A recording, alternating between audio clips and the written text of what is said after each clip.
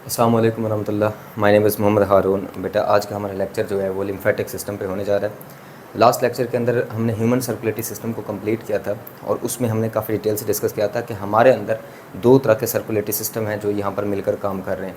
एक हमारा blood vascular system है और दूसरा है बेटा हमारा लिम्फेटिक सिस्टम। क्लियर? तो आज हमने सेकंड जो हमारा सर्कुलेटरी सिस्टम है उसको हम डिटेल से डिस्कस करेंगे, वो है हमारा लिम्फेटिक सिस्टम। तो बेसिकली सबसे पहले डेफिनेशन है लिम्फेटिक सिस्टम है क्या। Lymphatic system, it is a system of vessels that drains excessive extracellular fluid from space around the cells। ये हमारे पास कुछ वेसल्स, कुछ नालियों का नेटवर्क है। ये एक पूरा सिस्टम है जिसके अंदर जो है जिसका काम क्या होता है कि वो हमारे सेल्स के स्पेसेस में भरे हुए लिक्विड को वापस रीअब्जॉर्ब करवाता है and house important part of immune system. और दूसरा जो अपना मेजर रोल प्ले कर रहा है, पहला तो हो गया कि ये जो एक्सेसिव फ्लूइड है इसको रिटर्न करवाता है और दूसरा इम्यून सिस्टम के अंदर भी अपना रोल प्ले कर रहा है। तो बेसिकली अगर हम थोड़ा सा डिटेल से देखें ना तो हमारा जो लिम्फेटिक सिस्टम है यहाँ पर दो तरह के फंक्शन परफॉर्म कर रहा है। पहला इसका फंक्शन ये होता है कि जो कैपिलरीज से फ्लूइड भरा है ना सेल के दरमियान, टिश्यूज़ के दरमियान, ये लास्ट लेक्चर में जब हमने कैपिलरीज वाला टॉपिक डिस्कस किया था ना वहाँ पर हमने इंटरस्टिशियल फ्लूइड की बात की थी। तो कैपिलरीज की वॉल से मटेरियल निकलता है और वो आता है सेल के दरमियान स्पेस में, जिसको हमने इंटरस्टिशियम का नाम दिया था, और वो जो लिक्विड दरमियान में भरा है उसको हम इंटरस्टिशियल फ्लूइड कहेंगे। अब वो जो इंटरस्टिशियल फ्लूइड है, अब वो जितना सेल को ज़रूरत होगा, जितना हमारे टिश्यूज़ को मटेरियल ज़रूरत होगा वो तो सेल के अंदर जाएगा, बाकी जो मटेरियल बच जाएगा वो कैपिलरीज़ के अंदर दोबारा जज्ब हो रहा था, लेकिन उसमें से कुछ हिस्सा बच जाता है जिसको दोबारा ब्लड के अंदर जज्ब करवाने का काम कौन करता है? Lymphatic system. यानी मैं अगर इस बात को थोड़ा सा और आसान करूँ, मैं ये कहूँगा कि बेटा आपके ब्लड से जो मटेरियल निकलता है, फ़र्ज़ कर लें वो 20 लीटर जो है वो डे में, पर डे के हिसाब से, या 30 लीटर लगा लो, 30 लीटर पर डे के हिसाब से वो निकलता है। आपके ब्लड से मटेरियल जाता है किसके अंदर बेटा? सेल के दरमियान में। और उसमें से 17 लीटर जो है वो तो कैपिलरीज में रीअब्जॉर्ब हो जाता है, बाकी जो 3 लीटर बच जाता है सेल के दरमियान जो भरा हुआ है अभी भी, उसको वापस ब्लड के अंदर रीअब्जॉर्ब करवाने का काम कौन करता है बेटा? वो है हमारा लिम्फेटिक सिस्टम। तो पहला फंक्शन ये हो गया कि जो मटेरियल कैपिलरीज में जज्ब हुआ उसके अलावा जो बच गया है सेल के दरमियान, उसको वापस रिटर्न कराने का काम, ब्लड के अंदर रिटर्न कराने का काम कौन करता है? लिम्फेटिक सिस्टम करता है। और दूसरा जो मेजर रोल प्ले होता है यहाँ पर लिम्फेटिक सिस्टम का, वो है कि हमारे इम्यून सिस्टम में भी, यानी कि इम्यूनिटी के अंदर भी हमारा ये रोल प्ले करता है। क्लियर हो गया? तो lymphatic system basically transport of material, यानी कि सेल से वापस रिटर्न करने में मटेरियल को, और दूसरा हमारे इम्यून सिस्टम के अंदर अपना रोल प्ले करता है। उसके बाद अगर हम इसके कंपोनेंट्स की बात करें तो हम इसके कंपोनेंट्स को दो हिस्सों में डिवाइड करते हैं। फर्स्ट वन है हमारा लिम्फेटिक ट्रांसपोर्ट सिस्टम और सेकंड वन है बेटा लिम्फाइड मैसेज क्या होते हैं। अब लिम्फेटिक ट्रांसपोर्ट सिस्टम में क्या क्या चीज़ें आएंगी? इसमें लिम्फ कैपिलरीज हैं, इसके अलावा लिम्फ वेसल्स हैं, थर्ड वन कंपोनेंट है बेटा lymph nodes, and fourth one है बेटा हमारे पास लिम्फ। क्लियर? उसके बाद लिम्फाइड मैसेज क्या है बेटा? इसमें स्प्लीन आएगा, एडिनॉइड्स आएंगे, विलाय आएगा, टॉन्सिल्स हैं और इसके अलावा थाइमस हैं। इसके कंपोनेंट्स को हमने इस तरह डिवाइड किया, जैसे कि आपको पता है कि लिम्फेटिक सिस्टम ऐसा लगता है जैसे कि ऑर्गन सिस्टम है, और ऑर्गन सिस्टम ऑर्गन से मिलकर बना होता है, ऑर्गन आगे सेल से मिलकर बना हुआ होता है और फिर वो आगे टिश्यू से मिलकर बने हुए होते हैं।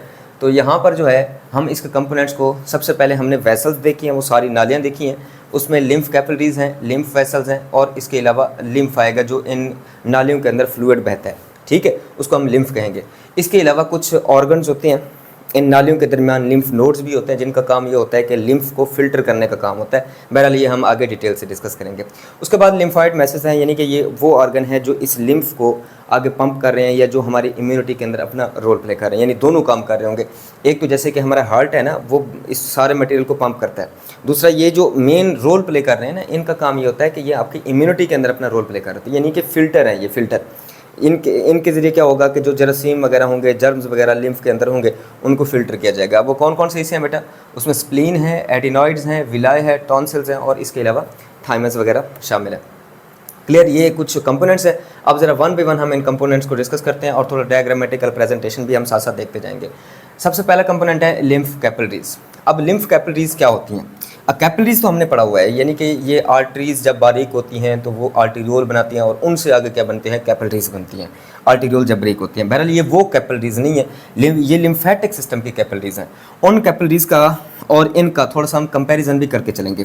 बेसिकली ये हैं क्या? ब्लाइंड एंडेड ट्यूब्स हैं, यानी कि ये जो लिम्फेटिक सिस्टम की कैपिलरीज हैं ब्लाइंड एंड है। हर वो चीज़ ब्लाइंड एंड कहलाती है जिसकी कोई ओपनिंग ना हो, जो आगे से बंद हो। क्लियर? ये ब्लाइंड एंडेड ट्यूब्स हैं और इनके अंदर having no opening at the end, इनके आखिरी कोने पर इसके कोई ओपनिंग मौजूद नहीं है और इसमें रिजाइडिंग इन इंटरस्टिशियल रीजन। और ये जो कैपिलरीज होती हैं कहाँ होती हैं, क्योंकि इनका काम ये है कि टिश्यू के दरमियान स्पेस में भरा हुआ जो लिक्विड है जिसको हम इंटरस्टिशियल फ्लूइड कहते हैं उसको वापस से रिटर्न करवाती हैं। तो ज़ाहिर बात है इनकी अगर हम लोकेशन देखेंगे तो ये जो ट्यूब्स हैं ना, ब्लाइंड एंड ट्यूब्स, ये टिश्यू के दरमियान स्पेस के अंदर ऐसे मौजूद होंगी। क्लियर। ये मैं कुछ यहाँ पर लिम्फ कैपिलरीज बना रहा हूँ, ये लिम्फ कैपिलरीज हैं, ठीक है। अब ये क्या करेंगे, इनका काम यही होगा कि जो हमारे सेल के दरमियान ये जो लिक्विड भरा हुआ है ना, जिसको हमने इंटरस्टिशियल फ्लूइड का नाम दिया हुआ है, तो इस इंटरस्टिशियल फ्लूइड को क्या करेंगे बेटा, ये रीअब्जॉर्ब करवाएंगी, दोबारा ये जज्ब करवाएंगी और फिर आगे ब्लड सर्कुलेटरी सिस्टम के अंदर यानी कि ह्यूमन हार्ट के अंदर दोबारा लेके जाएंगे, ताकि ये जो मटेरियल दरमियान में बच गया है उसको रीडिस्ट्रीब्यूट किया जा सके, उसको दोबारा ह्यूमन सर्कुलेशन में लाया जा सके। क्लियर। तो इनकी वॉल के अंदर क्या होता है बेटा, wall consist of single layer of endothelial cells. इनकी वॉल के अंदर सिर्फ सिंगल लेयर होती है एंडोथेलियल सेल्स की।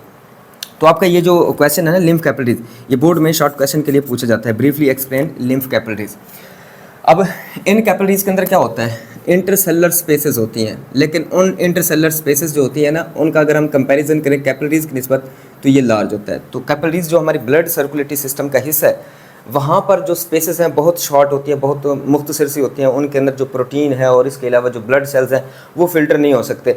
अलबत्ता इनके अंदर क्या होता है कि जो लार्ज प्रोटीन सेल के दरमियान भरी हुई है वो वापस रिटर्न कर सकती है। उसकी वजह क्या है कि इनके सेल के दरमियान स्पेसेस ज़्यादा होती हैं। तो स्पेसेस ज़्यादा हैं तो यहाँ से हम अंदाज़ा लगा सकते हैं कि जो लिम्फ कैपिलरीज हैं बेटा ये मोर परमिएबल है। क्लियर। और इसमें क्या किया जाता है, जो लिक्विड इंटरस्टिशियल फ्लूइड में मौजूद था उसको अब क्या किया जाता है, इन नालियों के अंदर, इन ब्लाइंड एंड कैपिलरीज के अंदर लाया जाता है, जिनको हम लिम्फ कैपिलरीज कहते हैं।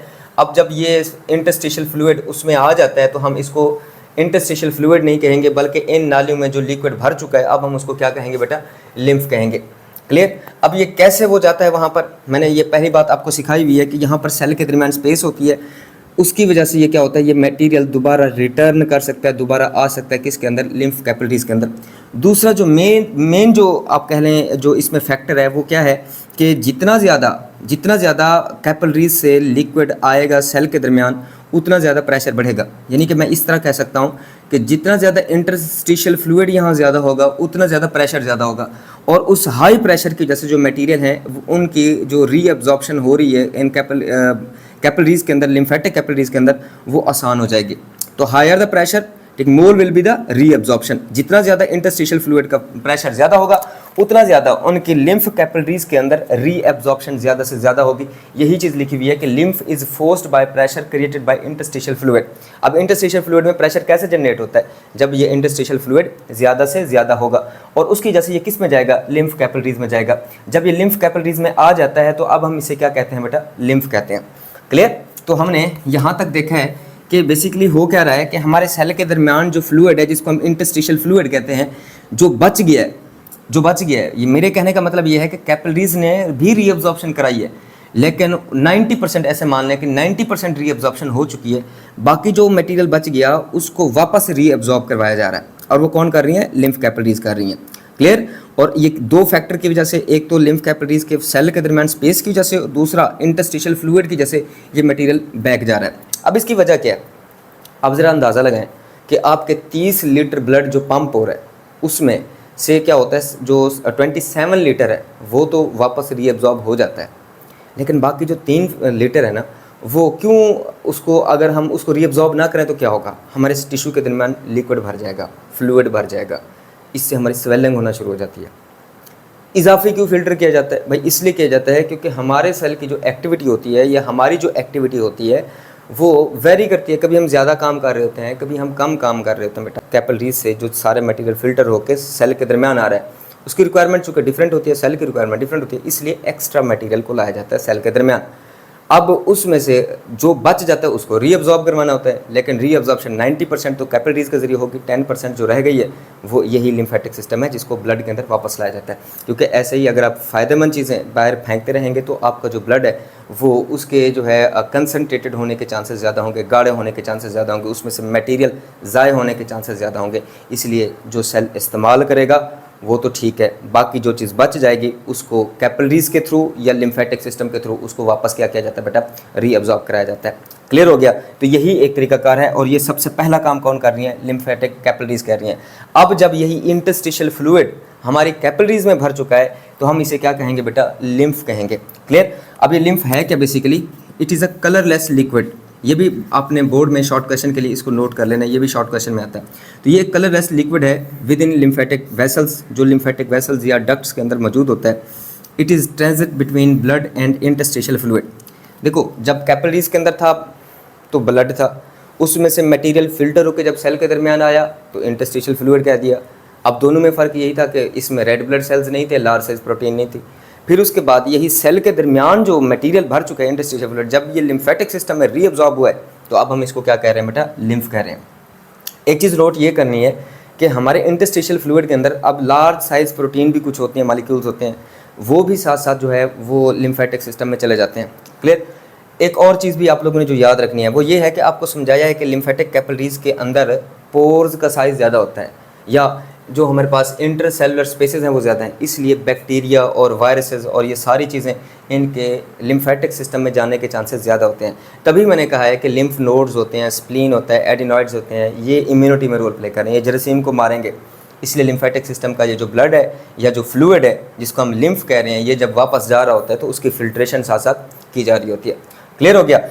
तो इसके अंदर होगा क्या, जो हमारे लिम्फ है इसके अंदर क्या क्या होगा बेटा, इसमें वाइट ब्लड सेल्स होंगे, लार्ज साइज प्रोटीन्स होंगी, और इसके अलावा ये किसकी तरफ जाएगा, ब्लड में इसको वापस रिटर्न कराया जाएगा।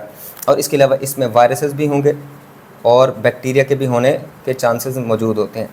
अब जो हमारा लिक्विड है वो तो लिम्फ कैपिलरीज में आ चुका है, अब हमने उसको लिम्फ कहा है, तो ये लिम्फ कैपिलरीज से फिर आगे किस में जाएगा, तो हमारे पास जो लिम्फेटिक कैपिलरीज हैं जब वो जॉइन होती हैं तो उससे कुछ लार्ज साइज डक्ट्स बनती है जिनको हम लिम्फेटिक वेसल्स का नाम देते हैं। ये बिल्कुल वैसे हैं जैसे कि हमारी छोटी छोटी वेन्स होती हैं, ये वेन्स के तौर पर इनका साइज़ होता है। क्लियर।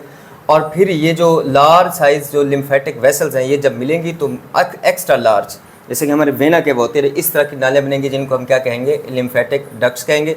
दो तरह की बड़ी नालियाँ होती हैं हमारी लिम्फेटिक सिस्टम की, एक को हम कहते हैं थोरेसिक डक्ट और दूसरी को हम कहते हैं बेटा सब क्लेवियन वेन।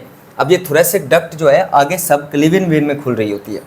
क्लियर। इसी चीज़ को अगर हम इस डायग्राम से देखें तो हमारे पास ये जो हमें बारीक वेसल्स नज़र आ रही हैं इन्हीं को कहा जाता है बेटा, ये हैं हमारी लिम्फ कैपिलरीज। लिम्फ कैपिलरीज हम इनको कह रहे हैं बेटा। और लिम्फ कैपिलरीज जब आपस में मिल रही हैं तो ये जो हमारे पास ये नालें बन रही हैं इनको हम लिम्फ वेसल्स कहते हैं बेटा। इनको क्या कहेंगे, लिम्फ वेसल्स कहेंगे। लिम्फ वेसल से जब आगे हमारा ये जो लिम्फ है ये आगे जाएगा, ये वाला जो लिक्विड जब आगे जाएगा तो एक ऑर्गन से गुजरेगा जिनको हम कहते हैं लिम्फ नोड्स। लिम्फ नोड्स जिनको हम नेक्स्ट लेक्चर में देखेंगे कि लिम्फ नोड्स क्या करते हैं, ये जो लिम्फ आ रहा होता है, ये जो लिक्विड सारा टिश्यू से ये ऊपर आ रहा होता है जिसको हम लिम्फ कह रहे हैं, इसको फिल्टर करने का काम करते हैं कि अगर कोई वायरस है या कोई बैक्टीरिया है तो उसको किल किया जा सके।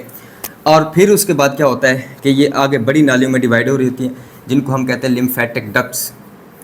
ये बन जाएंगी बेटा हमारे पास लिम्फेटिक डक्ट्स, और लिम्फेटिक डक्ट्स आगे जाकर सब क्लेवियन वेन में खुल रही होंगी, सब क्लेवियन वेन के अंदर। ठीक है। और ये वेना केवा के अंदर खुल रही होगी, वेना केवा के अंदर। और वेना केवा जो है यहाँ पर जो ह्यूमन हार्ट का चैम्बर है, एट्रिया, राइट एट्रिया, उसके अंदर लाया जाता है, फिर राइट वेंट्रिकल से दोबारा बॉडी के अंदर पंप किया जाता है इसको। क्लियर हो गया। तो अब ये जहन में रखना है कि जो हमारे पास लिम्फेटिक डक्ट्स हैं दो होती हैं, थोरेसिक डक्ट्स, एक हमारी राइट साइड पे होती है, एक हमारी लेफ्ट साइड पे होती है। ऐसे सब क्लेवियन वेन भी हमारी दो होती हैं, राइट सब क्लेवियन वेन और लेफ्ट सब क्लेवियन वेन। बहरहाल ये सारे का सारा जो लिम्फ है, ठीक है, इसको किसके अंदर लाया जाएगा, सब क्लेवियन वेन, और फिर उसके बाद वेना केवा के अंदर डाल के फिर एट्रिया के अंदर, फिर वेंट्रिकल के अंदर, फिर दोबारा बॉडी के अंदर इसको पंप किया जाएगा।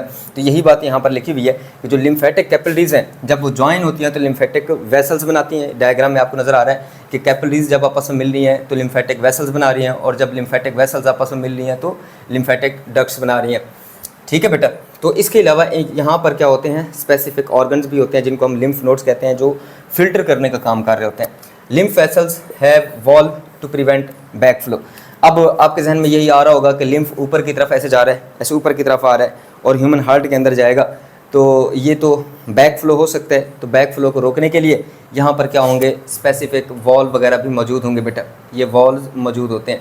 इसी वजह से लिम्फ कैपिलरीज को या लिम्फ डक्ट्स को जब आप देखते हैं ना अपनी बॉडी के अंदर, तो ऐसा लगता है जैसे कि वहाँ पर मोती बने हुए हों, छोटे छोटे दाने बने हुए हैं, ठीक है। ग्रैन्यूल्स जो है डक्ट्स नज़र आती हैं, वो असल में जो दाने नज़र आ रहे होते हैं वो क्या होते हैं बेटा, वॉल्व होते हैं जो बैक फ्लो को प्रिवेंट करते हैं। तो इंशाल्लाह नेक्स्ट लेक्चर के अंदर हमने ये देखना है कि हमारे पास लिम्फ नोड्स क्या होते हैं, वो फिल्ट्रेशन का काम कैसे कर रहे होते हैं, और इसके अलावा लिम्फेटिक सिस्टम का फंक्शन क्या होगा।